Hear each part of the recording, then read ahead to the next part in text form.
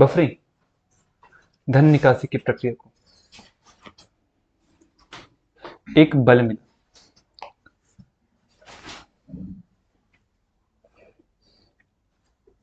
एक बल मिला। आगे रेलवे के विकास के क्रम में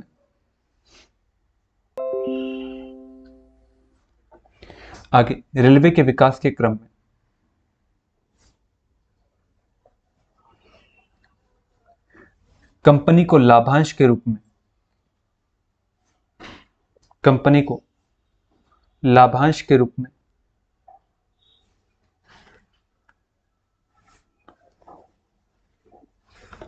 दिए जाने वाले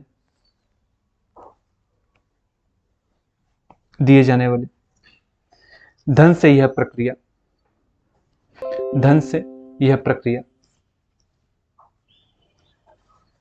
चलती रही।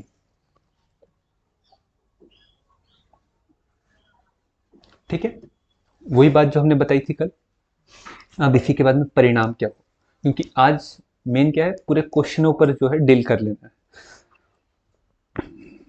है। परिणाम, इम्पैक्ट क्या हुआ, है ना। धन की निकासी ने ये समझाया था क्या, परिणाम समझा दिए थे, नहीं हुआ था, चलिए शायद यहीं तक के हुआ था, आगे इसको देख ले कि नहीं देखे। चलिए देखो, धन की निकासी का क्या हुआ था। आज बेटा वो जियो फाइबर वाले उनको बुला लीजिएगा, क्या है उनका मामला। 2 दिन से अभी हो रहा है ना, इसी वक्त हो रहा है। चलिए, धन की निकासी का परिणाम क्या हो। अगर हम परिणाम की बात करें, किसका बेटा, धन की निकासी का परिणाम की बात करें तो वो सिनॉप्सिस में आइएगा आपको। इससे भारतीय अर्थव्यवस्था, मतलब धन संचय नहीं होने के कारण, संचय मतलब धन का इकट्ठा नहीं होने के कारण निवेश की संभावना कम हुई। पहले क्या होता था, व्यक्ति के पास में पैसा तो होता था, सरकार के पास में पैसा है, जैसे अभी वर्तमान में आपने अगर आरबीआई को देखा होगा, आपने देखा है क्या आरबीआई को, चलिए बहुत बढ़िया, देखा है कैसा है आरबीआई, तो सुंदर है, पुरानी इमारत है। आरबीआई जो है अभी जब लास्ट ईयर आया 2020, तो उस समय में जब कोविड लगा था, तो उस समय में 20 लाख करोड़ का एक फंड रिलीज करने की बात करी थी।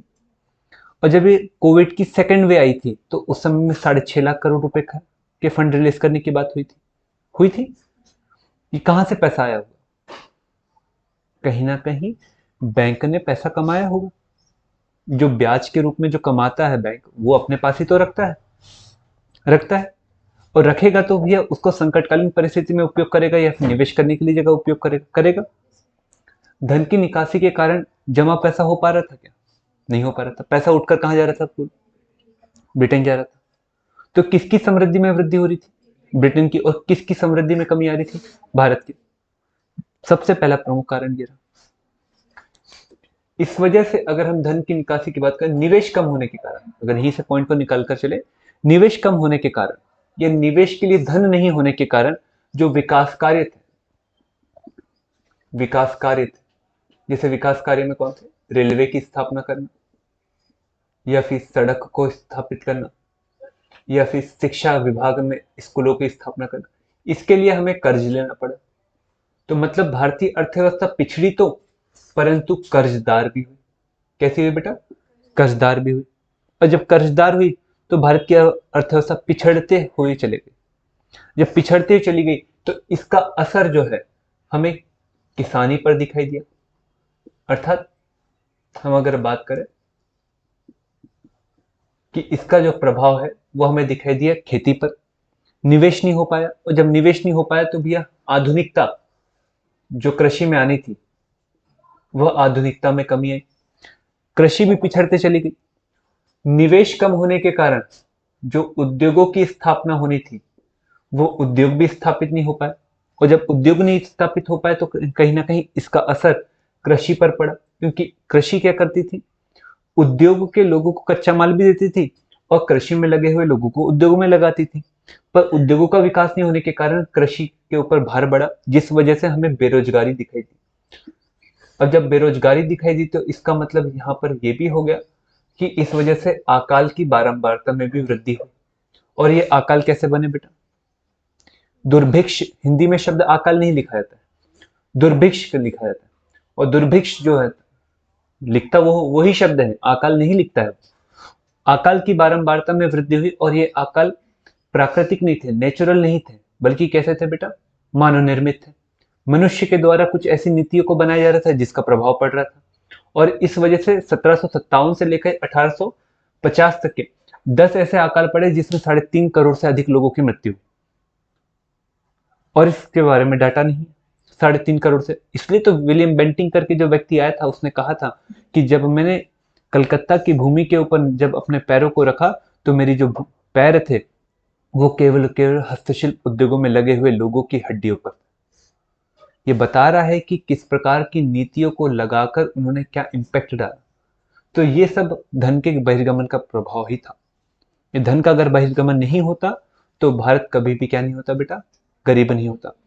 तो उनकी एक ऐसी पॉलिसी थी, इस वजह से एक वाक्य बड़ा प्रसिद्ध हुआ कि ब्रिटेन की आर्थिक नीति उस स्पंज की तरह कार्य करती थी। क्वेश्चन लिखा है, उस स्पंज की तरह कार्य करती थी जिसके माध्यम से गंगा नदी से सभी अच्छे कणों को सोखकर थेम्स नदी के किनारे छोड़ देती थी। उपरोक्त कथन का संबंध किससे है? अंग्रेजों की आर्थिक नीति से। चाहे आप भू राजस्व नीति को देखो, चाहे औद्योगिकरण को देखो, चाहे कृषि का वाणिज्यकरण देखो, चाहे रेलवे देखो, चाहे धन का बहिर्गमन देखो, ये सब वो पूछ रहा है। और ये जब पूछ रहा है तो इसी के साथ में एक और क्वेश्चन है, बहुत अच्छा क्वेश्चन है, उसको भी बता देता है। भारतीय राजा द्वारा, एक क्वेश्चन नहीं, मैं हम बोल रहे हैं अभी नहीं, मैं आपको क्वेश्चन बता रहा हूं, आप सुनिए। भारतीय राजाओं द्वारा कर लेना उस सूर्य द्वारा भूमि में पानी डालने के समान था, जो पुनः वर्षा के रूप में भूमि को उर्वर बना देता था। परंतु अंग्रेजों द्वारा लिया जाने वाला कर भारत में वर्षा ना कराकर इंग्लैंड में वर्षा करा सकता था। क्या बोल रहा है वो? समझ में आया? भारतीय राजा जो पहले कर लेते थे वो भूमि से लिए जाने वाले उस पानी की तरह था जो आगे चलकर वर्षा के रूप में भारत में ही बरसता था। परंतु अंग्रेजों के द्वारा जो कर लिया जाता था उसकी वर्षा भारत में ना होकर कहां होती थी? इंग्लैंड में होती थी। ये भी क्वेश्चन कहां से आ रहा है? आर्थिक नीति से आ रहा है। इसी के बाद में एक और क्वेश्चन है, अंग्रेजों ने जिस आर्थिक नीति का अनुसरण किया उसने भारतीय अर्थव्यवस्था में औपनिवेशिक व्यवस्था का रूप धारण कर लिया। इससे भारतीय अर्थव्यवस्था परंपरागत संरचना में विघटन हुआ और कृषि, उद्योग और ग्रामीण विकास के संदर्भ में इसे कैसे आप समझा सकते? बात समझ में आई? अंग्रेजी अर्थव्यवस्था ने भारतीय अर्थव्यवस्था को औपनिवेशिक अर्थव्यवस्था में बदल दिया, जिस वजह से भारतीय कृषि, भारतीय उद्योग और ग्रामीण व्यवस्था पूरी तरह से बदल गई। आप इसे समझाइए। आप इसे समझाते हुए वो एक और चीज कह रहा है कि भारत में समय समय पर अनेक शासक वर्ग सामने आए और भारत में अपना शासन स्थापित किए, परंतु ब्रिटेन शासन ने पहली बार गांवों में गहरा बदलाव महसूस किया। ब्रिटेन के द्वारा गांव में पहली बार बदलाव को महसूस किया गया। इस बात को भी लिखो। ये सब वाक्य कहे गए वाले हैं और इसी को उन्होंने क्वेश्चन में लिख दिया है। तो ये सब क्या किसका परिणाम है बेटा? धन के बहिर्गमन का परिणाम है कि भैया पूरा का पूरा व्यवस्था जो है वो चेंज होते जा रही है। इसलिए जो सबसे इंपॉर्टेंट बैठता है आपका पूरा मॉडर्न हिस्ट्री में, वो कौन सा बैठता है बेटा? धन की निकासी बैठता है, आर्थिक व्यवस्था बैठती है, आर्थिक नीति बैठती है, और यहीं पर आपको ज्यादा इसको पढ़ना, क्योंकि इस व्यवस्था का परिणाम भारतीय अर्थव्यवस्था पर दूरगामी दिखाई दिया। आज भी हम उस प्रभाव को कहीं ना कहीं झेल रहे हैं। भारत की आजादी के बाद में भारत में धन का संचय नहीं होने के कारण ही भारत को पंचवर्षीय योजना चलाने के लिए लगातार विदेशी मुद्रा को संरक्षित करने की आवश्यकता पड़ी। अगर भारत के पास में पैसा खुद होता आजादी के बाद ही, तो भारत पहले से ही धूर्त गति से औद्योगिकरण की ओर बढ़ता। भारत कुपोषण को हटाने के लिए प्रयास करता, भारत जनसंख्या नियंत्रण के लिए कार्य करता, सभी प्रकार के कार्य को करता। परंतु अंग्रेजों की नीति एक औपनिवेशिक प्रकृति की नीति थी, जिसका हमेशा उद्देश्य रहता था मात्र देश के लाभ के लिए। आपको भी पता है, परिभाषा हमने बताया। मात्र देश कौन सा था? ब्रिटेन। और औपनिवेशिक देश कौन था? भारत। तो हमारा शोषण हो रहा था और पूरा लाभ कहां पर जा रहा था? तो मतलब इस प्रकार के एक वृक्ष के रूप में थे जो पूरा का पूरा रस सोख लेते थे और कहां पर जाकर छोड़ते थे, ब्रिटेन में छोड़ते। ये नीति बनाई तो इसका भी एक परिणाम हमें आगे दिखाई दिया। धन का बहिर्गमन का सिद्धांत, इसको बहुत कम लोगों ने हाईलाइट किया। मॉरिस डी मॉरिस तो कहते हैं, क्या कहते हैं उन्होंने आपको बताया, जब ये बात को बोल रहे थे तो उन्होंने कहा था कि आप गलत कह रहे हो नरोजी, जब हमने आपको कोई चीज दी है तो बदले में हमने छुटपुट पैसा जो लिया है वो गलत थोड़ी करा। आपको हमने सुविधा दी, आपको हमने स्कूल दिए, आपको हमने कॉलेजेस दिए, आपको हमने अच्छी शासन व्यवस्था दी, एक स्थिर शासन व्यवस्था दी। उसके पहले आप तो टुकड़े टुकड़े में बटे हुए थे, कई सारे राज्य थे, हमने अखंड भारत बनाने की कोशिश करी, तो इसके बदले में हमने तुमसे कुछ पैसा ले लिया तो गलत थोड़ी किया। ये डिफेंड कौन कर रहा है? ब्रिटेन कर रहा है, मॉरिस डी मॉरिस कर रहे, दादा भाई नौरोजी कर रहे। ये बात चलो ठीक है, आपका शासन ठीक था, आपने हमें अस्थिरता से स्थिर दी। कैसे अस्थिरता से स्थिरता? 1717 में 7 में औरंगजेब की मृत्यु के बाद में पूरा भारत बिगड़ चुका था, छोटे छोटे राज्यों का उदय हो चुका था, और जो ये छोटे छोटे राज्य थे ये अपने शासन को कर रहे थे और लगातार युद्ध चल रहे थे। तो जो विदेशी आक्रांताओं का, आक्रमणकारियों का जो डर था, ये एक मजबूत एकीकृत भारत होने के कारण कहीं ना कहीं कम हुआ, इस बात में कोई दो राय नहीं। अरे जब आप छोटे रहते हो तो आपको कोई भी बोल देता है जन्म, परंतु आपके पीछे आपके पिताजी रहते तो कोई बोलता है क्या? पिताजी मतलब एक बड़ा साम्राज्य, आप मतलब एक छोटा सा छुटपुट साम्राज्य, यही होता है, ये इम्पैक्ट दिखा। परंतु दादा भाई नौरोजी ने यह भी कहा कि आपने जो पैसा लेकर गए वो आपकी अर्थव्यवस्था का 2% था, बजट का नहीं, अर्थव्यवस्था का 2% था। मतलब आपने कितना पैसा लेकर गए हमसे, उसका भी तो हिसाब दो। और आपने पैसा लेकर गए, चलो वो तो सही है, परंतु उसका विकास का असर तो हमारे दिखना चाहिए, हमारे गरीबी तो कम होनी चाहिए। कोई ऐसा डाटा अभी तक के है ही नहीं। यही बात कहते हुए दादा भाई नौरोजी ने एक पुराना एक मॉडल लेकर, और पुराना मॉडल लेकर उन्होंने बताया कि 1813 में हम 40% के करीब करीब हम हमारे उद्योग जो थे, कुटीर उद्योग जो थे, वो पूरे विश्व में माल को बेचते थे, 40% हम भारत के लोग। परंतु 1914 आते आते 0.5% हो गया। मतलब तुमने तो हमारे उद्योग को मारी डाला। तो तुम्हारी ऐसी कौन सी पॉलिसी थी जो बढ़ाने की जगह पर कम कर गई? और बढ़ाने की जगह कम करना कोई समृद्धि होती है क्या? दादा भाई नौरोजी इस बात को भी कहते, मतलब कि अंग्रेज हर बात पे डिफेंस करते थे। क्या कहते थे? हमने शिक्षा दी, हमने वुड डिस्पैच लाकर भारत में आधुनिक शिक्षा की पृष्ठभूमि को तैयार कर दिया। किस प्रकार से शिक्षा देना है, किस माध्यम में शिक्षा देना है, कौन सी शिक्षा देना है, इसको निर्धारित कर दिया। महिला शिक्षा के लिए काम करा, हंटर एक्ट बिठाया, प्राथमिक शिक्षा के लिए काम करा, विश्वविद्यालय अधिनियम लेकर आया, उसके माध्यम से विश्वविद्यालय में किस प्रकार से शिक्षा होनी चाहिए, कितने शिक्षक होने चाहिए और कितने बच्चे होने चाहिए, और उनका शिक्षा का निर्धारण क्या होना चाहिए, ये सबको निर्धारित कर। दादा भाई नौरोजी ने कहा तुमने पढ़े लिखे गवारों को यहाँ पर खड़ा कर दिया जो डिग्रीधारी बेरोजगार है। तुमने शिक्षा कौन सी दी? जूलियट और सीजर की, प्रेम प्रसंग की। अरे भैया वो कहीं पढ़ाया जाता है क्या? उसका कोई उपयोग होता है क्या? आधुनिक शिक्षा देते तो बात होती ना। आधुनिक शिक्षा कौन सी? इंजीनियरिंग की शिक्षा देते। उनको डर था अंग्रेजों को कि अगर इंजीनियरिंग की शिक्षा देते तो हमारे यहाँ पर इंजीनियर बनते, और इंजीनियर बनते तो एक जमशेदजी टाटा जैसा व्यक्ति जिसने जमशेदपुर में क्या करा, एक कारखाना खोला, अगर ऐसे 100 अगर आ जाते तो 100 कारखाने खुल जाते। और जब 100 कारखाने खुल जाते तो ब्रिटेन में बन रहे उद्योग में सामान वो बिकता क्या? हमारे यहाँ के उद्योग करते। तो तुमने ऐसी शिक्षा दी, उसका भी कोई फायदा नहीं था। इसलिए कहा कि रंग रूपों में भारतीय परंतु आचार विचार में अंग्रेज, और पढ़े लिखे गवारों को हमें बनाना जो लिपिक का काम कर सके, बाकी उससे ऊपर ना सोचे। दादा भाई नौरोजी वगैरह ने, इन्होंने बहुत जगह पर यहाँ पर डिफेंस करा भारतीय लोगों के विषय में। तो एक परिणाम पूरा आपको दिखाई दिया कि क्या परिणाम था धन की निकासी का जिसने भारत को गरीब किया। कोई अगर कहता है भारत क्यों गरीब हुआ, तो मैं कहूंगा कि भारत से मूल्यवान वस्तु का निर्यात होने के कारण, मूल्यवान वस्तु का, धन का संचय नहीं होने के कारण भारत गरीब हो। आपके घर में भी आप देखिएगा, आपके घर में तभी आप अमीर होंगे जब आप धन के संचय को करना सीखोगे। अगर आप केवल खर्च करना जानते हो तो आप कभी भी अमीर या फिर कभी भी स्टेबलनेस को प्राप्त नहीं कर पाएंगे। जिसकी हमेशा आदत रहती है पेमेंट जितनी आती है और पूरा का पूरा खर्च कर देता है, वो केवल केवल अगले पेमेंट का इंतजार करता है कि कैसे आए। वो कभी अमीर नहीं बनेगा, वो जीवन को चला लेगा परंतु बड़ा इन्वेस्टमेंट नहीं कर पाएगा। भारत के साथ में वही हो, चल सकता था परंतु भविष्य के लिए कोई योजना नहीं बना सकता, इस वजह से भारत गरीब हो। तो इम्पैक्ट दिखा, कुछ समझ में आया थोड़ा बहुत? चलिए, क्योंकि इसके बाद में जो 4-5 क्वेश्चन है उस क्वेश्चन में आप फिर से घुसोगे तो आपको पूरी बातें समझ में आते चलेगी। तो लिखिएगा परिणाम। बेटा दरवाजा बंद करने की इच्छा कर लो। धन की निकासी ने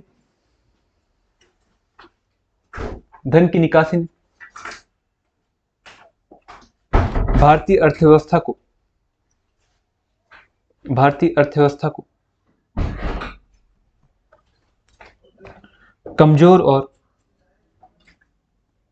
कमजोर और पिछड़ा बना दिया। दूसरा, कमजोर और पिछड़ा बना दिया। दूसरा, भारत में पूंजी का संचय नहीं हो पाने के कारण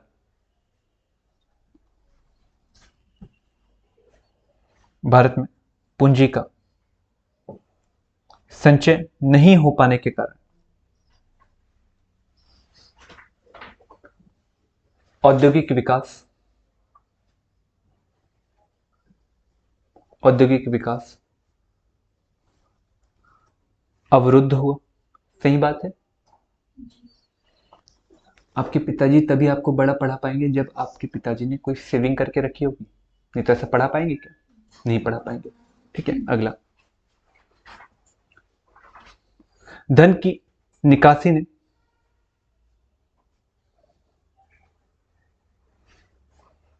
गरीबी और ऋणग्रस्तता में धन की निकासी ने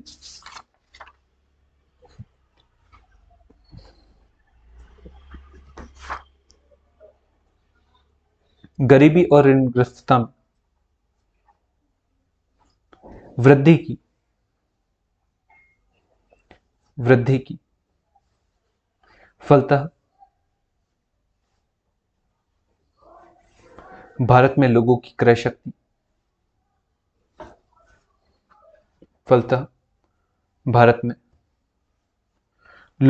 शक्ति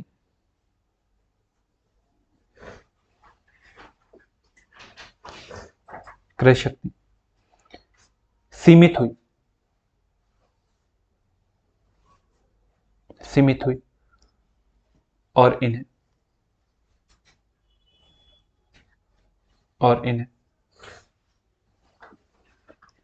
अकाल की स्थिति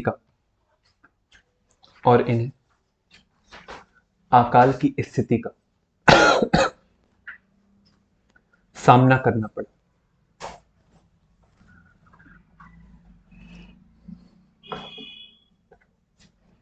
अकाल की स्थिति का सामना करना पड़ा। ठंड लग रही है? अगला लिख लेते हो, फास्ट लिख लेते हो आप लोग? फिर ठीक है, लिखिए। धन की निकासी से ब्रिटेन की समृद्धि बढ़ी।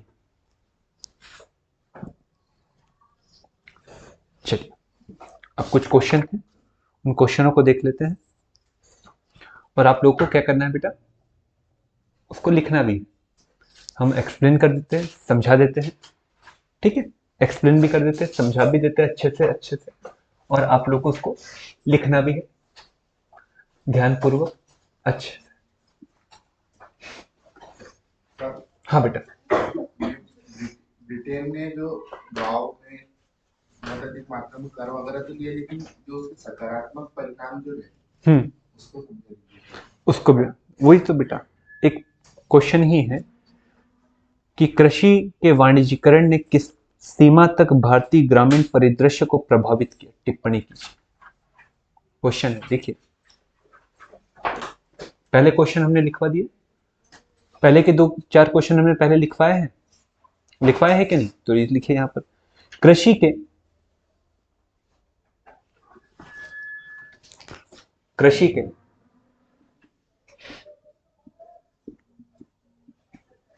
वाणिज्यकरण वाणिज्यकरण ने किस सीमा तक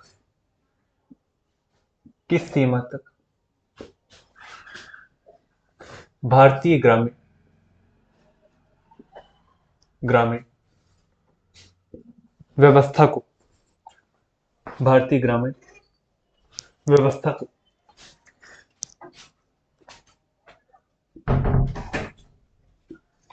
को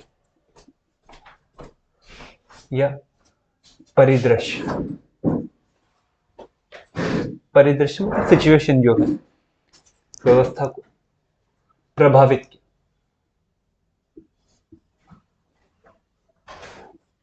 ठीक, और लास्ट में लिखिएगा टिप्पणी कीजिए 200 बार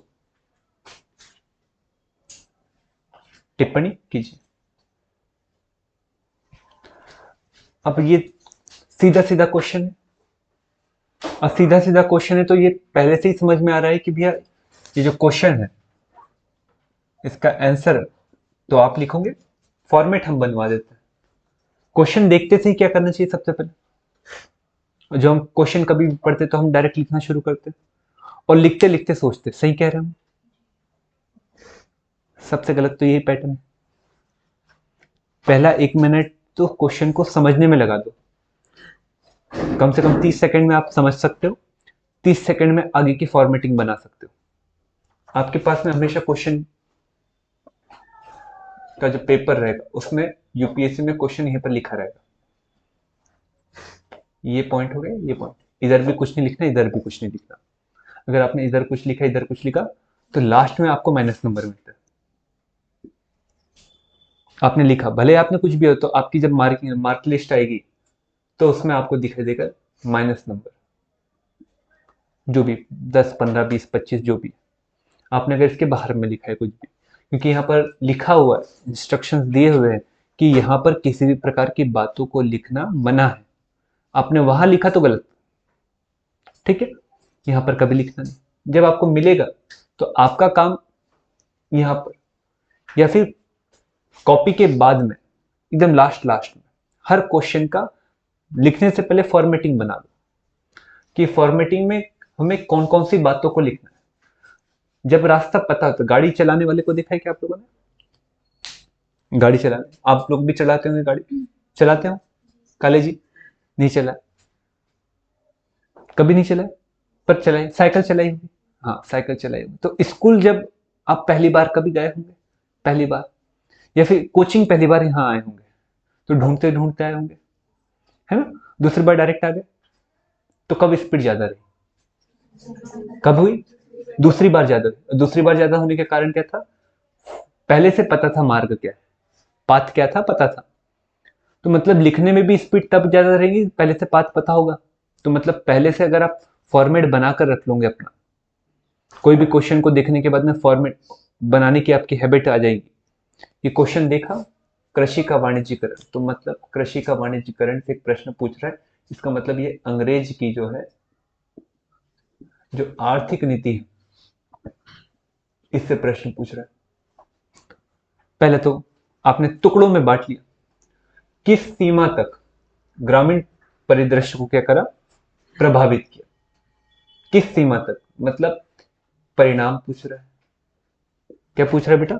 परिणाम पूछ रहा है। बेटा नींद भी आ रही होगी, इधर देखते रहिए काले जी, नजर है बेटा, क्योंकि आप वहां उस जगह पर बैठे जहां पर पहले प्रिया बैठते थे, तो वो जगह है ना बेटा, खतरनाक जगह है। तो नजर वहीं पड़ती है ना? नजर वहीं पड़ती है, इस बात को मानिएगा, ठीक है। और इधर पड़ती तो पीयूष, पीयूष की जगह पर अब रत्नमाला बैठ गई तो पीयूष लेट आ रहे हो, पीयूष बैठ सकते हैं। तो परिणाम पूछ रहा है, और परिणाम के बाद में क्या पूछ रहा है वो? टिप्पणी, ठीक है। और आपको ही पता है जो कीवर्ड रहता है वो हमेशा क्या रहता है? जो लास्ट वर्ड रहता है वो रहता है। अब इसी क्वेश्चन के 3 क्वेश्चन, इस एक ही क्वेश्चन में कितने क्वेश्चन है उनके? 3 है। तो आप इसमें पहले ही बता दिया है कृषि का वाणिज्यिकरण, तो आप बताते हो चलिए। पहले कथन के विषय में बताइए, कथन या प्रश्न के विषय में बताइए। कि कृषि के वाणिज्यीकरण का तात्पर्य खाद्य फसल के स्थान पर वाणिज्यिक फसल के उत्पादन से, खाद्य फसल के स्थान पर वाणिज्यिक फसल के उत्पादन से। ये आपने पहले ही बता दिया, मतलब आपने जाहिर कर दिया कि ये मुझे पता है।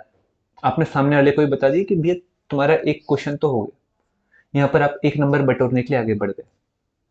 15 नंबर का क्वेश्चन है, मिलेंगे ज़्यादा से ज़्यादा 7.5, बहुत अच्छा हो तो 7.5, और बहुत खराब हो तो 0, 0 भी मिलते हैं। इसमें भी कोई कोताही मत रखिएगा कि आपने लिखा ही है, पेन की नीब को लिखा ही है, इंक खराब ही करी है तो आपको नंबर मिले, ऐसा बिल्कुल नहीं होता। वो एक प्रकार से पूरे से निर्दयी व्यक्ति रहते हैं, नंबर वगैरह देते नहीं है ना। नहीं तो आप लोगों ने एमए में लिखा होगा पूरी कहानी, गाने सिर्फ तुम, पूरा गाना, ये जमी आसमां, पूरा गाना लिख दिया उन्होंने भी पढ़े और आपको नंबर दे दिया। ऐसा नहीं होगा यहाँ पर, यहाँ पर थोड़ा सा मामला अलग चलेगा। तो पहले कथन के विषय में लिख दिया, उसी के बाद में कभी भी याद रखिएगा, मैं हमेशा, अब आपको हमने बोला था पहले, हम आप लोग को ये देख रहे थे लिखते समय में कि आप लिख पाते हैं क्या नहीं। पहले हम आपको कभी ये बोले क्या, बस लिखो, हाथ तो चलाओ, कम से कम चलाते तो आना चाहिए। पहले आप इतना इतना सा लिखते थे, सही बात है कि गलत, इतना इतना सा लिखते थे, सब बहुत मेहनत करी, बन नहीं रहा है, बहुत मेहनत करी। ये वर्ड आते थे कि नहीं आते थे वर्ड, यही वर्ड आते थे। पर धीरे धीरे धीरे धीरे वो पैरा जो है, 2 पैरा 3 पैरा और कंक्लूजन पे भी आने लगे, आने लगे। अब क्या जरूरी है, अब लिखना जरूरी नहीं है, लिखने के साथ में उसमें कंसेप्ट क्लियरिटी के साथ में एक लय। आप बुक्स पढ़ते हो, मानता हूं मैं, आप 1 डायमेंशनल पढ़ते हो कि मल्टी डायमेंशनल पढ़ते हो? 1 डायमेंशनल, केवल नॉलेज ये रहता है। अरे हाँ है कि नहीं, गलत शब्द बोल रहा हूं कि मैं, केवल 1 डायमेंशन। वो किताब को पढ़ने का उद्देश्य ये रहता है कि हाँ इसमें से नॉलेज मिल गया, ये रहता है। न्यूज़पेपर पढ़ते चलो, न्यूज़पेपर पर किताबी भाषा अच्छी रहती है, ये न्यूज़पेपर की भाषा थोड़ी सी ठीक नहीं रहती। उसमें दूसरा रहता है, एनसीईआरटी को पढ़ने का एक दूसरा कारण रहता है, उस एनसीईआरटी में पैरा चेंज करने का पैटर्न। एनसीईआरटी बहुत नॉर्मल लैंग्वेज में लिखी रहती है, हर एक को समझ में आती है कि नहीं आती है, आती है, हर एक को समझ में आती है। क्यों आती है? क्योंकि बहुत नॉर्मल इसमें लिखी रहती है और कभी भी लय हटती नहीं दिखाई देती है। कभी आप देखिएगा उसमें जो लिखने का उसका जो तरीका, ऐसा लगता है कि एक के बाद दूसरा, दूसरे के बाद तीसरा, तीसरे के बाद चौथा पैरा जुड़ा है और कहानी बनती हुई चल रही है। तो अब आपके क्वेश्चन के आंसर में ये होना चाहिए, रुकावट नहीं आनी चाहिए, ठहराव नहीं आना चाहिए। अगर ठहराव आ रहा है तो कहीं ना कहीं आप, जैसे कई बच्चे रहते हैं ना, जैसे आप लिख रहे हो, अब इनका ऐसा है कि कभी कहानी सीधी रहती है, कभी कहानी उल्टी रहती है, कभी कहानी बीच में चले जाती है। मतलब लिख, चेक करने वाले के दिमाग में आते तुम लिख क्या रहे हो, बताओ तो। जैसे कहते हैं बोल क्या रहे हो, बताओ तो, एक ऐड भी चलता था। तो चेक करने वाले को ये देखना पड़ता है कि तुम लिख क्या रहे हो, बताओ, बूझो तो जानो, तुम ही बताओ। ये रहता है। तो आपका दूसरा काम क्या होता है, इस कथन के बाद में लेखन शैली में सबसे इंपॉर्टेंट रहता है पैराग्राफ को बनाना, और पैराग्राफ में लय को बनाना। लय बने रहनी चाहिए, एक के बाद दूसरा पॉइंट, और उसमें भी जोड़ने के लिए आपको जो हमने कई सारे वर्ड को बताया, अतः, वस्तुतः, इसलिए, प्रायः जैसे वर्ड का प्रयोग करिए और 2 बातों को जोड़ने की कोशिश करिए, उससे आपका फ्लो बनेगा। यहां पर आपने कथन के विषय में बताया, कथन के विषय में बताते हुए कि वाणिज्यिक फसल का खाद्य फसल के स्थान पर उगाना वाणिज्यीकरण कहलाता है कृषि का। यह व्यवस्था अंग्रेजों के पूर्व भी थी, परंतु उस प्रकार की फसलों को उगाना केवल और केवल आय को बढ़ाने के साथ आवश्यकता थी, परंतु अंग्रेजों के दौरान यह उनकी एक नीति का अंग रहा, क्योंकि उसके पीछे उनके निम्नलिखित स्वार्थ निहित थे। कहीं पर भी रुकाव आ रहा है, पहला वाक्य है, उसके बाद दूसरा वाक्य है और दूसरा पैरा चल रहा है, अब उसमें पॉइंट लिख दो, साफ साफ पॉइंट दिख जाने चाहिए। अब पॉइंट के नीचे पॉइंट नहीं, जैसे बच्चे की आदत रहती है, एक पॉइंट लिखा, बात लिखी, उसी में दूसरा पॉइंट लिखा, बात लिखी ना। जब पॉइंट आ रहे हैं तो क्या करिए, एक के नीचे एक पॉइंट को लिखिए। दिखना चाहिए साफ साफ, अच्छा दिखना, भले ही तुम्हारी राइटिंग बेकार आ रही है, तुम को ऐसा लिख रहे हो, ये किसी की आदत रहती है ऐसा लिखने की, जा क्या, पर कम से कम लिखे तो अच्छे से, एक के नीचे एक अच्छे से तो आए। तो पहला पॉइंट लिखिए, इंग्लैंड में चल रही थी औद्योगिक क्रांति। दूसरा कारण, कच्चे माल की आवश्यकता की पूर्ति करना। तीसरा कारण, निवेश के लिए अधिक मात्रा में धन की आवश्यकता थी और कर की मात्रा को बढ़ाना था। ये वजह से इन्होंने किया, ये उनके कारण बता दिए। इस वजह से कृषि का वाणिज्यीकरण तो हुआ, परंतु उसके परिणाम भी हमें जाहिर रूप से दिखाई दिए, जिसमें सर्वप्रथम खाद्य फसल के उत्पादन को पूरी तरह से नकारे जाने के कारण, खाद्य वस्तु की मात्रा में कमी आने के कारण मानव निर्मित अकाल की बारंबारता में लगातार वृद्धि हुई, जिस वजह से 3 करोड़ से अधिक लोगों की मृत्यु हमें अकाल के माध्यम से दिखाई दी। दूसरा परिणाम, जब ये कृषि कार्य किए जाने लगे तो किसानों के द्वारा कर्ज लेकर कृषि कार्यों को किया जाने लगा, जिस वजह से वो साहूकारों, महाजनों, जितने लोग छिट्टी चिट्टी थे, उनके सबके कर्ज में डूबे। और जब कर्ज में डूबे तो कृषि जो है कर्ज बाजारी हुई, और कर्ज बाजारी हुई तो कर्ज को चुकाने के लिए उनको अपनी भूमि देनी पड़ी, जिस वजह से वो भूमि से बेदखल हुए। ये हमें परिणाम दिखाए, परंतु कृषि का वाणिज्यीकरण कभी भी गलत नहीं होता है, अर्थात ये एक प्रगतिशील व्यवस्था है। इस वजह से प्रगतिशील व्यवस्था कुछ ना कुछ परिणामों को दे जाती है, वो परिणाम भारत में भी दिखे। एक विशेषीकृत कृषि क्षेत्रों का हमें विकास दिखाई दिया। आपको भी पता है विशेषीकृत कृषि क्षेत्र, हमने आपको डायग्राम में बताया था कि जो कलकत्ता वगैरह का जो क्षेत्र है, गंगा नदी का क्षेत्र, वहां जूट की खेती पर बल दिया गया, वहां पर जूट की खेती के साथ गन्ने की खेती पर बल दिया गया। गंगा नदी के पश्चिमी उत्तर प्रदेश के क्षेत्र में, गंगा नदी के क्षेत्र में गन्ने की खेती पर बल दिए जाने के कारण वहां कृषि क्षेत्र में विशेषीकृत कृषि क्षेत्र। महाराष्ट्र के क्षेत्र में अगर देखें तो वहां पर कपास के साथ में हमें कौन सा, गन्ने की खेती पर बल दिखाई दिया। तो वहीं पर तमिलनाडु में कावेरी और वेंगई क्षेत्र में हमें फिर से गन्ने की खेती पर बल दिखाई देता है। ये विशेषकृत कृषि क्षेत्र जो आगे भारत में किसानों की आय को बढ़ाने के लिए भी महत्वपूर्ण भूमिका निभाए। परंतु कुल मिलाकर यदि कहा जाए, कृषि का वाणिज्यीकरण किए जाने के कारण और औपनिवेशिक हितों के माध्यम से किए जाने के कारण भारतीय किसानों को प्रायः नुकसान ही हुआ और कृषि पिछड़ते चली गई। ये क्वेश्चन का आंसर हो गया। आप पूरी बातों को लिख सकते हो, उसमें से जितना छाटना है आप पूरा छाट सकते हो, पर जरूरी क्या है, बातों का फ्लो। मेन पॉइंट क्या है, बातों का फ्लो होना। तो इसी के बाद में आप क्या करोगे, लगाए जाने का कारण क्या था, किसे लिखोगे, कारण। अब कारण है तो 3-4 कारणों को आप लिखोगे, कारण के बाद किसे लिखोगे, परिणाम को, परिणाम के बाद किसे लिखोगे, निष्कर्ष को। मतलब आपके 3-4 पॉइंट बन गए। 4 पॉइंट हुए तो मतलब क्वेश्चन का हर बात आप क्लियर कर रहे हो। बोलते हैं ना बच्चे कि सर हमें नंबर क्यों नहीं मिलते, कई सारे बच्चे बहुत दनादन लिखते हैं, और दनादन लिखते हैं और बोलते हैं कि सर हमने 4 पेज लिखे, इसने तो एक ही पेज लिखा। आपको कभी स्कूलिंग में बताया नहीं गया है कि हमेशा क्वेश्चन की डिमांड के अनुसार लिखना है, ना कि आपकी इच्छा अनुसार। नहीं तो हम क्या करते हैं, अपनी इच्छा अनुसार लिखते हैं, पूरा एक तरफ से रटते आते हैं।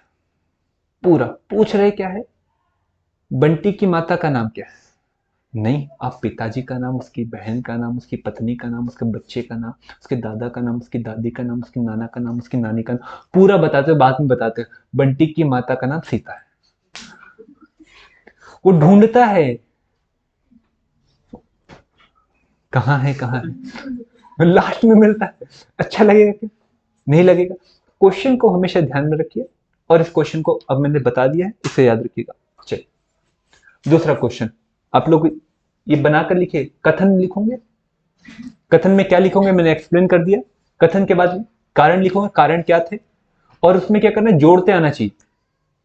और मैंने इस बात को देखा है, भले ही आप लोग नए बैच के हो, पर एक बात सही बोली गई, जितनी कच्ची मिट्टी होती है उतने जल्दी घुमावदार होती है, और जितनी लेट लतीफ हो जाती है उतना घुमावदार कम होती है। मतलब आप कच्ची मिट्टी को क्या करते हो, गीली मिट्टी को क्या करते हो, जल्दी से कैसे ही शेप में ला देते हो।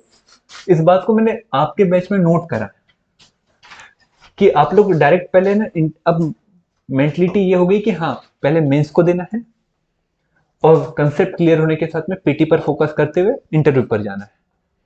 इसके पहले जो बच्चे थे जो हमारे साथ में पुराने कहीं पर थे, उनका पहले वन वर्ड इतना हो गया था कि उनको लिखते नहीं आता था, वो बेजा लिखते थे। और वो हमसे पूछते भी थे कि सर हमने कितना अच्छा लिखा बताओ। मैंने कहा कसम से, मतलब खतरनाक क्वेश्चन थे हम लोग के। पर आप लोग के इसमें ये टेंशन नहीं है, प्राय प्राय बच्चों के इसमें ये टेंशन नहीं है। तो एक और क्वेश्चन लिखिएगा, एक और क्वेश्चन। हाँ हाँ, पूरा खोल दे। दवंडी जी ऐसे देख रहे सर, आज तो खतरनाक हो जाएगा, है ना। एक और क्वेश्चन लिखिएगा। भारत में समय समय पर, भारत में समय समय पर अनेक शासक वर्ग, अनेक शासक वर्ग आए और उन्होंने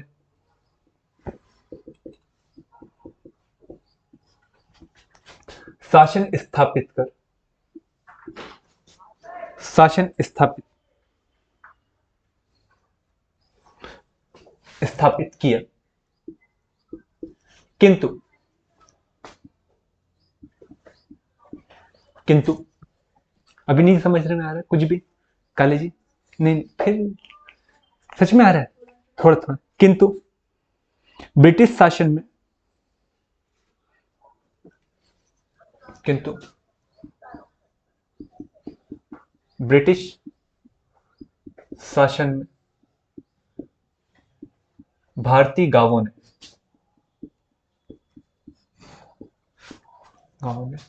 पहली बार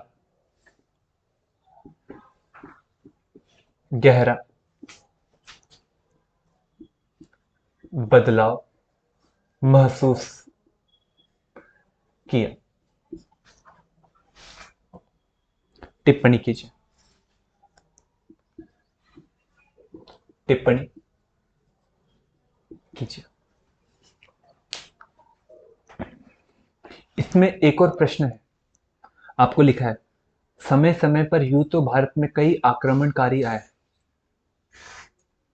आक्रमणकारी आए जिन्होंने भारत को बुरी तरह से लूटा, भारतीय लोगों की जान ली, परंतु ब्रिटिश आक्रमणकारी उनमें भिन्न थे। ये क्वेश्चन को लिखवाया है कि नहीं, इसके पहले लिखवाया है। वही प्रकार का क्वेश्चन है और उसी प्रकार के क्वेश्चन को, मतलब शब्दावली बदल सकती परंतु आंसर वहीं से निकलेगा, वही निकलेगा जो आपको हमने बताया। तो वहीं पर थोड़ा सा ध्यान देना। हुआ क्या था आपको बताते।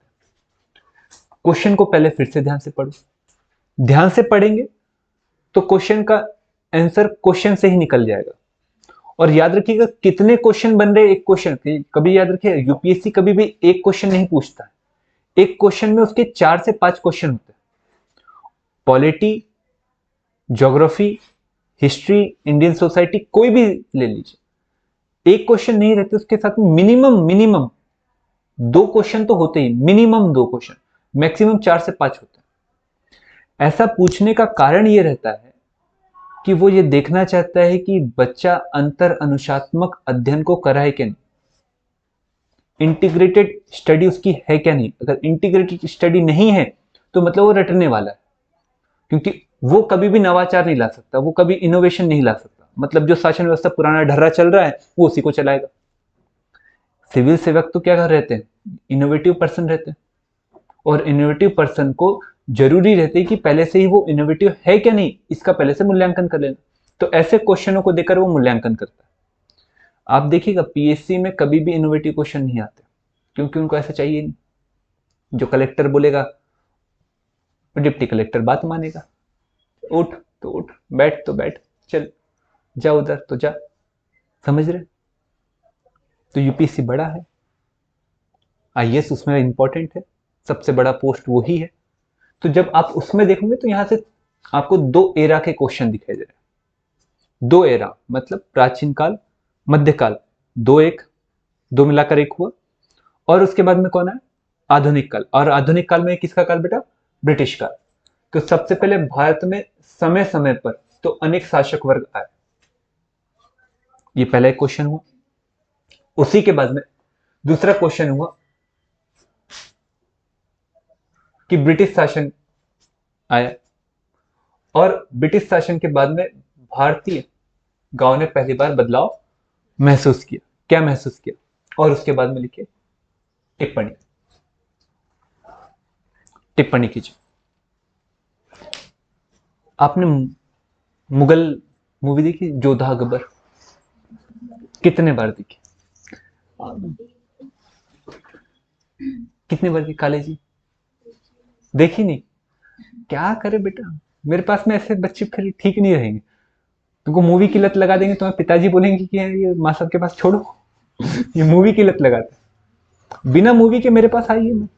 मूवी तो सबसे बड़ा एक एग्जाम्पल है जो आपको एग्जाम्पल देगा, आपको रिवीजन करने के लिए मौका देगा। बिना मूवी के आप रिवीजन नहीं कर पाओगे। इसका मतलब ये नहीं कि आज से आपने बस शेड्यूल बना लिया है काले जी, कोचिंग से आते समय में मूवी एक, जाते समय एक मूवी एक, क्योंकि सर ने बोला असाइनमेंट है कंप्लीट करके लाना है। विदाउट मूवी आप मत करिएगा, मत तैयारी करिएगा, आप मूवी के साथ में रहिएगा। उस मूवी में अकबर, उनके जो बैरम खा करके उनके जो सेवक रहते हैं, जिनके शरण में रहकर उन्होंने पूरा जीवन का प्रारंभिक काल जिया था। 1942 में उनकी 1542 में जन्म हुआ और 1542 से लेकर 1560 तक के बैरम खा ही उनके संरक्षक में रहे। तो बैरम खा के साथ में वो गुफ्तगू, अब देखिए बातें करते, मैं टॉपिक को लेकर चल रहा हूँ, बताऊंगा आपको, समझाऊंगा।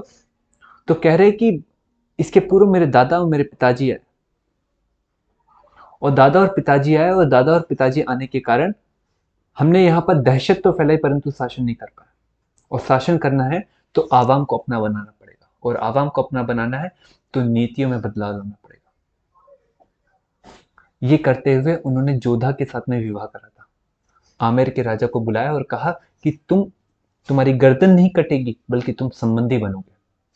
और संबंधी बनाकर जोधा भाई, जिसे जगत भाई भी बुलाया जाता है, उनके साथ में विवाह करा। और विवाह करने के बाद में हिंदू परंपरा को भी मान्यता दी और तीर्थ कर से लेकर जजिया कर से लेकर सब चीज को हटाया। यहां पर वो भी एक विदेशी थे। अब तो ये भी है, तर्क भी ये भी है कि मुगल देशी थे कि विदेशी। इतिहासकार कुछ भी लिखता है, कभी बात होगी तो बताएंगे। देशी है क्या विदेशी? इसी के बाद में अगर हम देखें, इसके पहले आए थे, बहुत पहले प्राचीन काल में एक आए थे बेटा कुषाण। कुषाण के पहले थे इंडो ग्रीक। इंडो ग्रीक के बाद में आते शंख। शंख में एक शासक था रुद्रदामन। कौन था बेटा? रुद्रदामन।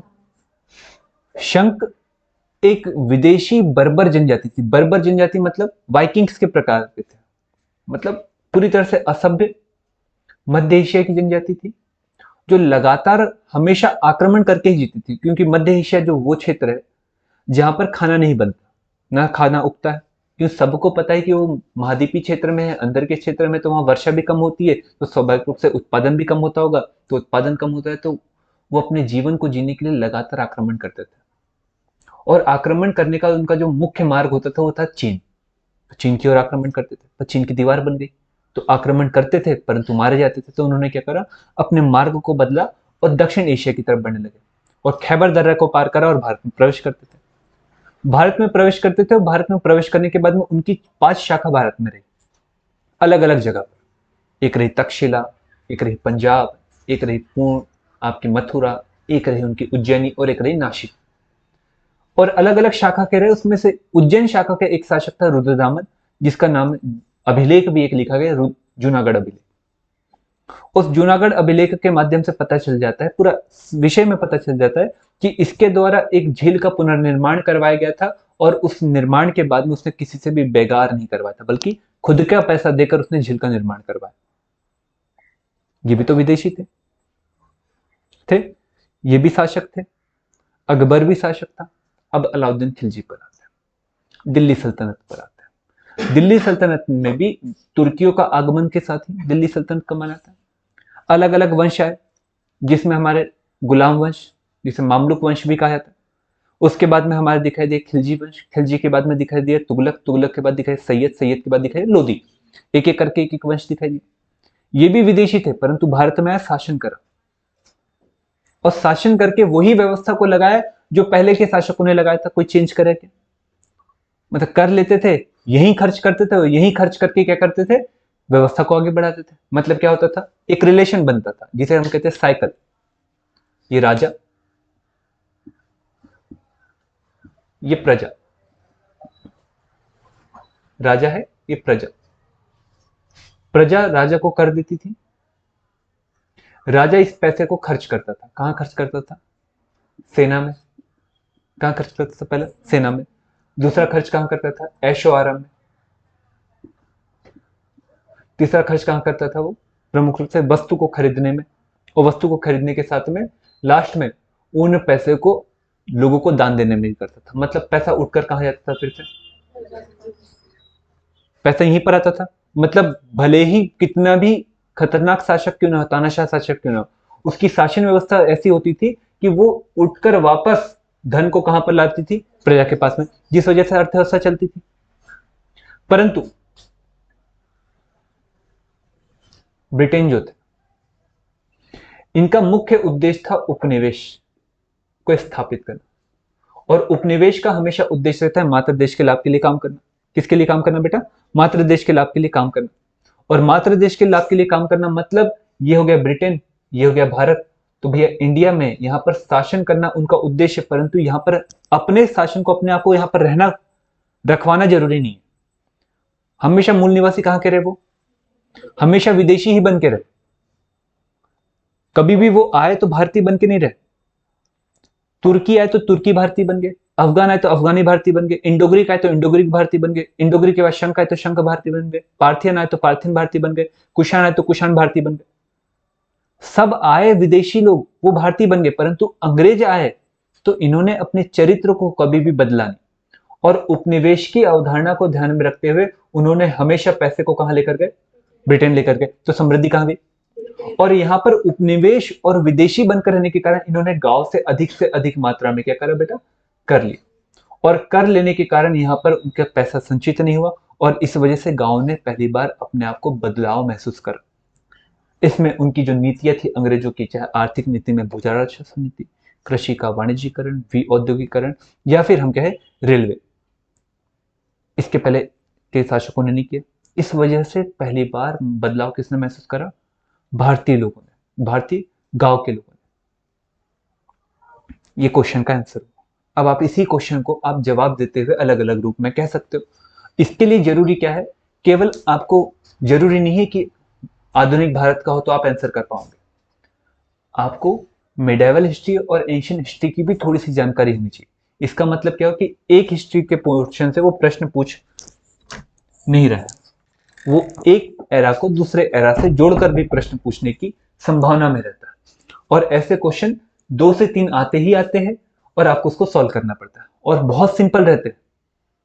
बस आपकी गहरी समझ होना चाहिए। और गहरी समझ का एक ही तरीका है, रोज आंसर राइटिंग प्रैक्टिस करना और उसके साथ में जो हिस्टोरिकल मूवी रहती है उसको देखने के पूरे तरीके को बदलना।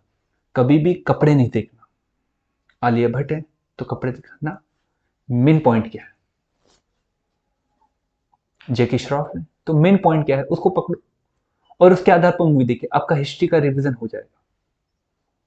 हम वैसे ही करते हैं। ज्योग्राफी है तो हम अपने आप रिवीजन क्या कर लेते हैं वहीं पर बैठ के, जैसे दिखाई दिया उन्होंने, जैसे फास्ट एंड फ्यूरियस कहां पर है, ब्राजील, तो दिमाग में ब्राजील, ब्राजीलिया उसकी कैपिटल, कॉफी ट्रेन वहां चलती है, मांस मंडी भी है, ब्राजील में उच्च भूमि भी है, कई सारी नदियां भी है, फेफड़ा भी कहा जाता है। ये पूरा दिख रहा है वहां पर, वैली हेरिजेंटो दिमाग में आ रहा है, ये सब आ रहा है। अब जब ये सब आ रहा है तो दिमाग में रिवीजन भी तो चल रहा है, तो देखो मूवी, रिवीजन भी कर लो। और जब हिस्टोरिकल मूवी देखोगे तो आपको वहां से कुछ बातें लिखना नहीं है उनकी बातों को, नहीं तो अकबर ने ये कहा था, फलाना मूवी बना रहे हो, कोष्टक में लगा रहे हो ऐसा कि विशेष अर्थ बता रहे हैं और लिख, वो बोलेंगे कि बेटा ये कोई स्क्रिप्ट चल रही है क्या मूवी जो आप लिख रहे हो, आंसर ही लिखना है पर वहां से कंटेंट नहीं मिलता है, परंतु एक सोच तो डेवलप होती है। इसलिए भी कोई चीज खराब है ऐसा, जैसे आपने बोला, मैंने बोला ये निशांत खराब है तो कॉलेज ने मान लिया निशांत खराब है, सर ने बोल दिया है और बात करना बंद। अरे भैया मेरे वजह से या मेरे और उसके विचार कहीं पर बेकार होंगे, मैं जुड़ नहीं रहा इस वजह से खराब। शायद कुछ अच्छी बातें होगी। आ रहा है समझ? तो इसका मतलब है कि मूवी देखना पूरी तरह बेकार है क्या? मूवी को बेकार इसलिए बोला जाता है 3 घंटे खा लेती पता भी नहीं चलता, और 3 घंटे खाती तो खाती है, साथ में 3 घंटे के बाद में जो आप उस मूवी का सब लोगों को विवरण देते हो वो और ज्यादा खाते, तो वो और ज्यादा खाते, इस वजह से मना करते। हमारे पिताजी यही तो, मूवी देखना सीरियल देख लो, आधे घंटे में पूरा खत्म हो जाता है और आप 5 मिनट में उसका ब्रीफ दे देते हो किसी को भी, हाँ लो ऐसा ऐसा हुआ था। पर आप मूवी में क्या करते हो, जैसे हमारे फादर बताते हैं कि शोले मूवी थी 75 में आई थी, और जब शोले मूवी आई थी तो शोले मूवी देखने के लिए परतवाड़ा गए थे, बहजी से परतवाड़ा ही जाना पड़ता था, और वहां गए थे तो वहां से मतलब बड़े फैन, फैन बोला था ना, तो उसी प्रकार से बीच से भांग वगैरह करना, मतलब बेल बॉटम वाला कपड़े पहनना और शायद में जूते में टक टक की आवाज आना। आजकल के कम बच्चे करते हैं, परंतु पहले के लोग दीवाने तो दीवाने बहुत होते थे। आजकल दीवानगी कम है, क्योंकि क्या है, थोक भाव में लोग हैं। अरे थोक भाव में लोग है ना, हर दिन एक हीरो लॉन्च हो रहा है। पहले के कम लॉन्च होते थे, तो एक है दीवाना, तो बस वही से अपना सब कुछ, पिता परमेश्वर पति परमेश्वर सब वही है ये। तो वो शोले मूवी में किस प्रकार से बेल्ट पहना था उसने, कितने आदमी थे सांबा, एक एक बात, मतलब अगर वो बातों को अगर एक्सप्लेन करें तो उतना ही समय लिया था, उतना ही समय लिया। रुको बैठो बताएंगे, एक एक बात बताई, चल धन्नो टंग, एक बार 2 बार चलो, अरे पूरी बात बता रहे ठाकुर, ये सब चल रहा है। तो ये सब, पर मूवी को पूर्वाग्रह के साथ मत देखो। तो एक क्वेश्चन समझ में आया, चलो एक और क्वेश्चन पे, एक क्वेश्चन लिखवा चुके हैं हम, भारत हमारी व्यवस्था उस स्पंज की तरह, वो लिखवा चुके हैं, वो यहां पर है, मैं लिख दूं थोड़ा सा क्वेश्चन। प्रिया बेटा समझ में आ रहा है पक्का? तो क्वेश्चन आज लिख सकते हैं, पक्का लिख सकते हैं, मतलब मॉडर्न हिस्ट्री का टेस्ट होने वाला है, जब तक कि हम ये 3 टेस्ट लेंगे वर्ल्ड हिस्ट्री, ज्योग्राफी और इथिक्स का, तब तक के मॉडर्न हिस्ट्री क्या हो जाएगा, खत्म। तो किसका टेस्ट आ जाएगा, मॉडर्न हिस्ट्री का आ जाएगा। मॉडर्न हिस्ट्री जैसे ही खत्म होगा तब तक के गवर्नेंस खत्म, तो किसका टेस्ट आ जाएगा बेटा। तो मतलब अब टेस्ट पे टेस्ट शुरू हो गए है ना, चाहे कुछ हो टेस्ट तो होंगे। चलिए, हमारी व्यवस्था उस स्पंज की तरह कार्य करती, जिस क्या लिखा था, उस स्पंज की तरह कार्य करती है जो जो गंगा तट से सारी अच्छी चीजें सोख कर, गंगा तट से सारी अच्छी चीजें सोख कर टेम्स नदी के किनारे डाल देती है। ठीक है, टिप्पणी कीजिए। ठीक है, टिप्पणी का मतलब होता है बेटा इधर कमेंट। ठीक है, क्या होता है, कमेंट कीजिए। कोई दिक्कत है? पहले आता था टिप्पणी कीजिए, पहले भी आता था, हमने पढ़ा है कक्षा 6 वगैरह में, टिप्पणी की, गैलीलियो पर टिप्पणी कीजिए, लुई पॉस्चर पर टिप्पणी कीजिए। तो आप क्या करते थे, पूरा उनका जीवन परिचय लिख देते थे, वही क्या होता है टिप्पणी। और सर भी बोलते क्या लिखा है, लो 5 नंबर। उनको भी नहीं पता था ना टिप्पणी क्या रियलिटी है। अरे आज हिंदी के कई टीचरों को नहीं पता है कि निबंध क्या होता है। सबसे हिंदी में सबसे कठिन अगर कोई विधा है तो वो है निबंध, और सबसे सरल है तो उपन्यास। निबंध लिखना कठिन है, आपको क्या लगता है कोई भी वो मुंह उठा के निबंध लिख देगा क्या? निबंध लिखना कठिन है, कोई बोले हाँ बस लिखना है, तो अपने जीवन परिचय इजिकल टू निबंध नहीं होते। तो महात्मा गांधी के ऊपर निबंध, निबंध के कितने प्रकार होते हैं ये बच्चों को पता भी नहीं रहता, न टीचर को पता रहता, लिख देता है। ये रियलिटी बात है, आप इस बात को मानिए। बहुत लोग को पता ही नहीं है, जो हिंदी पढ़ाते हैं उनको खुद को नहीं पता निबंध क्या होता है। हम उस पर मजे भी आते हैं। जब हमें निबंध की क्लास है तो हमको गहराई पता चली थी, तो हमारे टीचर बोले थे कि बेटा जितने बहुत सारे टीचर जो भारत में पढ़ा रहे हैं उनको निबंध के विषय में ही नहीं पता। मैंने कहा, सर क्या बात कर रहे हैं? सच में बस इतना पता है जो माध्यमिक शिक्षा मंडल बोर्ड में लिखा है, निबंध एक अंक होता है। हमको क्या लगा था निबंध एक अंक होता है, तो हमने क्या लिखा था परिभाषा जब पूछी थी कक्षा 11 में, निबंध एक अंक होता है, तो हमने क्या लिखा था एक अंक होता है। सर ने बुला धनाधन पीटा था, सर यही तो परिभाषा है, तो निबंध एक अंक होता है, तो मैंने सर अंक होता है तो मैंने एक अंक लिख दिया। तो सर बुड़बक, एक अंक का मतलब यहाँ पर तात्पर्य यह है कि अपने आप में संपूर्ण होता है। सर क्या संपूर्ण संपूर्ण लगा रहे, नंबर दीजिए ना। तो सर से जमती थी बहुत अच्छी, क्या सर ये लगा रहे, पूरे नंबर दीजिए। सर दे दीजिए, समोसे खिलाऊंगा बाद में। दे दीजिए, तो चाय भी पिलाएगा। मैंने ठीक है सर, चाय समोसे दोनों साथ में, पर नंबर दे दीजिए, फिर अच्छा है पास वगैरह हो जाऊंगा मैं। तो ठीक था। तो हमारी व्यवस्था उस स्पंज की तरह कार्य करती, छुपा हुआ लग रहा है कि दिखा हुआ लग रहा है, संकेतों में बात हो रही है। अरे पीयूष, संकेतों में बात हो रही है कि नहीं हो रही है? आपके क्वेश्चन का जवाब मिल गया कि नहीं, मिला कि नहीं? तो याद रखिए उस स्पंज की तरह कार्य करती हमारी व्यवस्था, मतलब इनकी नीतियां। व्यवस्था का मतलब यहां तात्पर्य क्या है? नीतियां उस स्पंज की तरह कार्य करती, जो क्या करते थे, गंगा नदी के तट से सारी अच्छी चीजों को सोख कर कहां पर डालती थी? टेम्स नदी में। टेम्स नदी बेटा उसके किनारे लखनऊ कौन बैठा है? लंदन बैठा है, कि किनारे डाल देती थी। मतलब नीतियां कौन कौन सी थी और नीतियां का क्या प्रोसेस, उद्देश्य था, समझ में आया? उद्देश्य क्या था, इसे बताना है। और जब इसे बताऊंगे नीतियां क्या क्या थी, उद्देश्य क्या क्या थी, तो फिर आप टिप्पणी बताइए। टिप्पणी में आप लिख दीजिए परिणाम को, परिणाम को। आप इस बात को निकाल पाए? आपने क्वेश्चन तो हमने इसके पहले ही लिखा दिया था, लिखवा दिया था बहुत पहले, 3-4 दिन पहले लिखवा दिया था। बोला था बेटा थोड़ा सा ध्यान में रखिए होगा, पर आपने रखा क्या? नहीं रखा। नीति के साथ में उद्देश्य उनका बता रहे कि उनका उद्देश्य क्या था।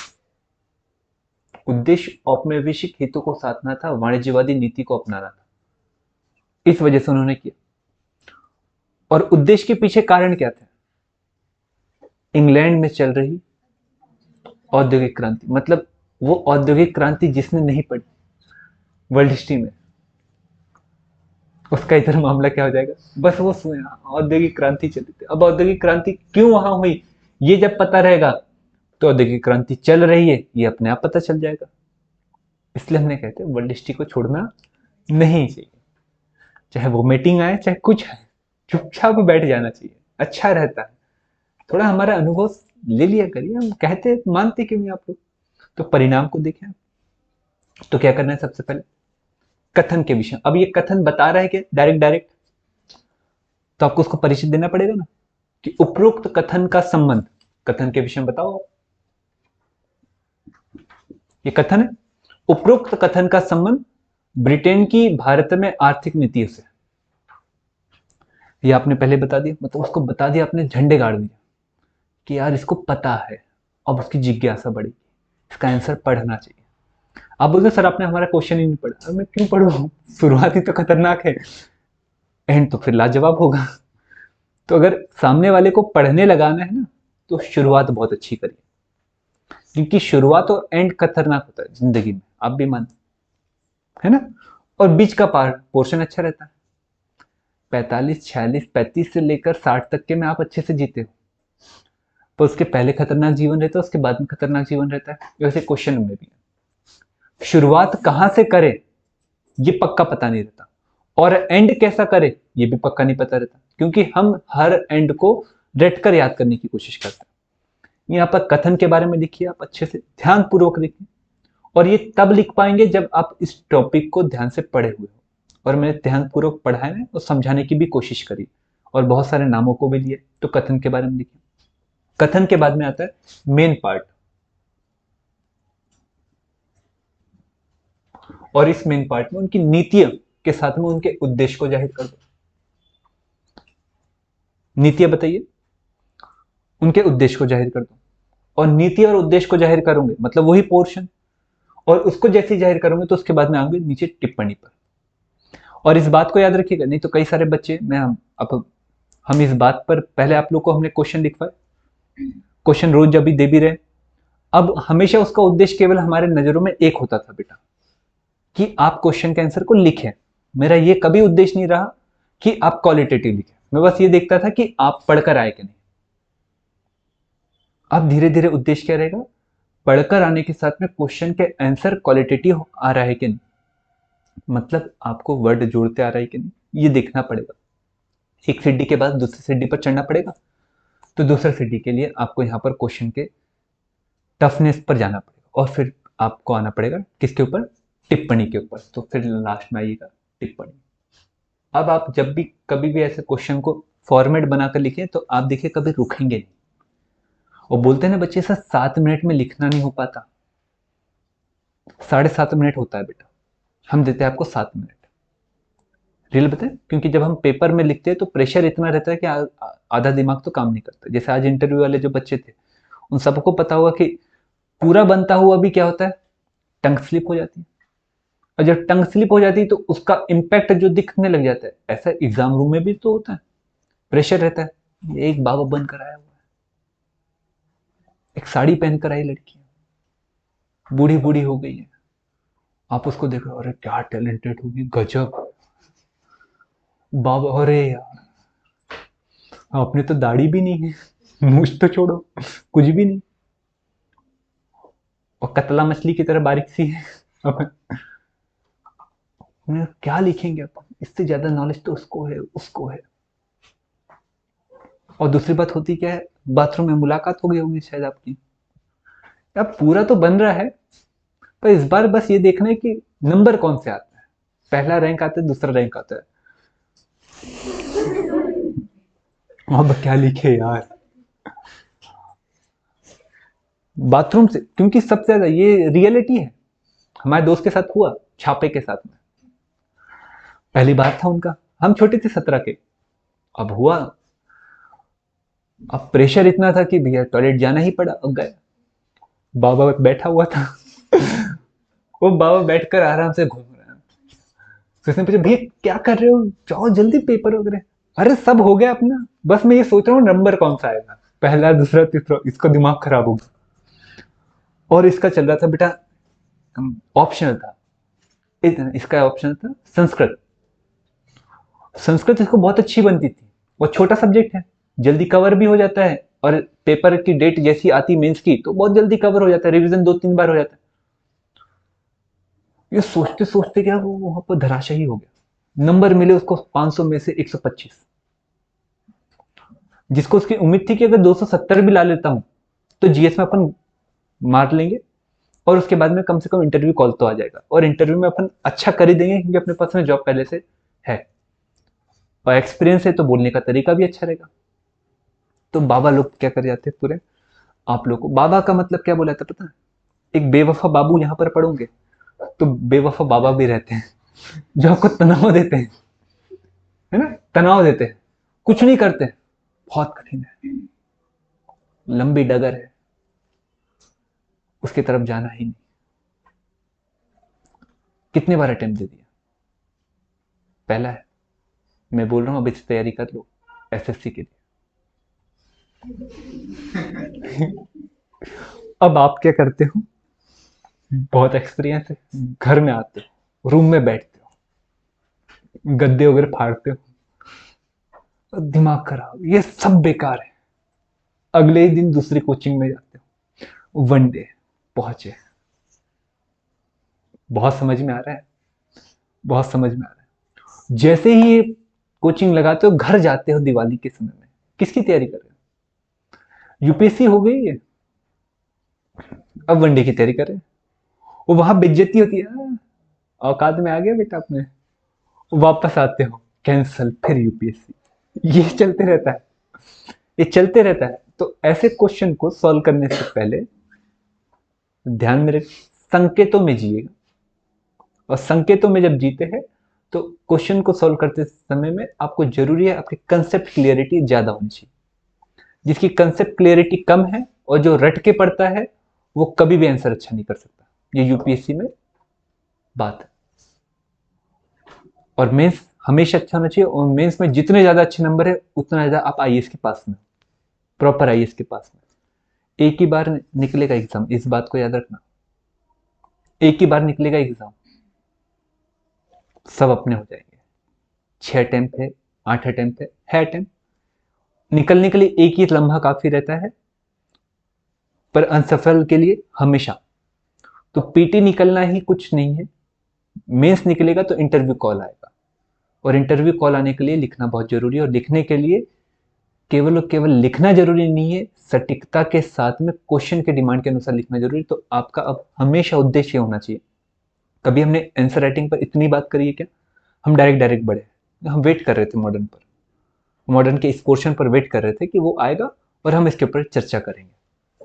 यहाँ पर आपको थोड़ा सा ध्यान में रखते हुए लिखना है। और क्वालिटेटिव, इसका मतलब ये कभी नहीं है कि कई प्रकार की किताबों को पढ़ना, वो किताबें पढ़ने का काम मेरा है और उसमें से बात बताने का काम मेरा है, क्योंकि मैं टीचर भी हूँ, एस्पिरेंट भी हूँ, पर पहले टीचर हूँ आपके सामने। तो वहां मुझे पढ़ना है और आपको बताना है। आपका काम है कि उसमें से बातों को लेकर पढ़ना, जितनी किताब बोली उतना ही पढ़ना और उसी को मजबूत करना है। आ रहा है समझ में? और सोच समझ की शक्ति को क्या करना है? बढ़ाना है। अगर ये नहीं हो, किसी से भी ऐसा क्वेश्चन, मैं हमेशा मजाक मजाक में कहता हूँ, आप लोग इस बात को थोड़ा सा कम गौर रखते हो। आ रहे हो आप गाड़ी से, तो एक व्यक्ति को बोलो कि चल तू हिस्ट्री सुना, एक को बोलो तू मॉडर्न सुना, एक को बोलो कि चल तू ज्योग्राफी सुना, एक को बोलो कि चल इथिक्स के एक पॉइंट को सुना। रिवीजन हो जाता है, बोलते भी आ जाता है और लैंग्वेज सुधर जाती है। आप ऐसा करते नहीं, आप सोचते हो अकेले अकेले बढ़ेंगे। ये तैयारी अकेले अकेले में नहीं है, तैयारी पूरा परिवार करता है। इस बात को मानते हो कि नहीं? सुबह उठते हैं, मम्मी भी उठती हैं आपके कारण, पापा भी उठते हैं कि नहीं उठते हैं? भैया होंगे तो भैया भी उठते हैं। आप रोते हो तो घर वाले रोते हैं, आप टेंशन लेते हो तो घर वाले टेंशन लेते हैं कि नहीं लेते हैं? तो मतलब तैयारी सबकी चलती है, सबके साथ में जुड़कर ही थोड़ा तैयारी करो। और ग्रुप बनाकर में ज्यादा मैटर नहीं, ग्रुप में क्या होता है फिर बाद में बातें अलग अलग चलने लग जाती है। पर कम से कम आ रहे हैं तो नॉलेज टेस्ट करो मत किसी का, पर कोशिश करो कि उससे पूछो और अपन भी कुछ बताओ और रिवाइज करते रहो। इससे रिवीजन बहुत जल्दी हो जाएगा, तो कोचिंग में बैठे बैठे बैठे ही आपको याद हो जाएगा, ताकि आप अगले स्टेप के लिए हमेशा क्या रहोगे? प्रिपेयर होंगे। जैसे आप लोगों ने मैपिंग में करा था, याद है? करा था मैपिंग में, अब वैसा ही आप हिस्ट्री में करिए, वैसा ही आप ज्योग्राफी में करिए। ज्योग्राफी एंड की तरफ है, आपका काम हो जाना चाहिए, आजकल में एंड हो जाएगा, तो निकालिए ज्योग्राफी। क्वेश्चन समझ में आया?